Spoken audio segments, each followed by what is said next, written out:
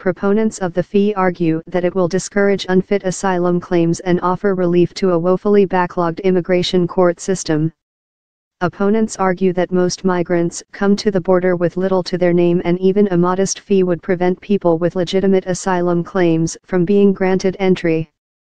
Charging vulnerable people a fee violates the spirit of asylum laws. The rules are counterproductive to U.S. interests. This order does nothing to distinguish between those with and without legitimate asylum claims, makes obtaining asylum substantially harder for legitimate claimants, makes reliance on public assistance programs more likely, and, by forcing desperate, unemployed people to spend money they don't have, could incentivize some of the very behavior Trump says he wants to stop at the border.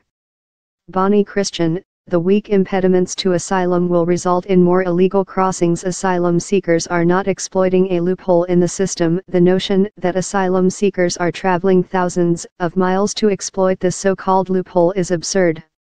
These migrants, increasingly from agricultural backgrounds, are not legal experts who have devised a way to crack our nation's complex immigration system.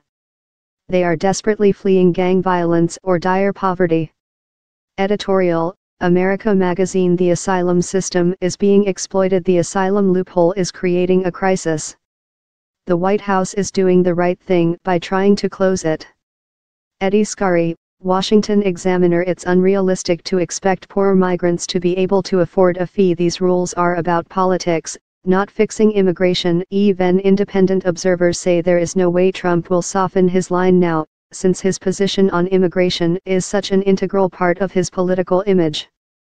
Neal Stanage, The Hill. Trump will probably succeed in making immigration a major 2020 campaign issue, though his ability to do anything more than frighten Americans and inflict pain on those hoping to become Americans remains in serious doubt.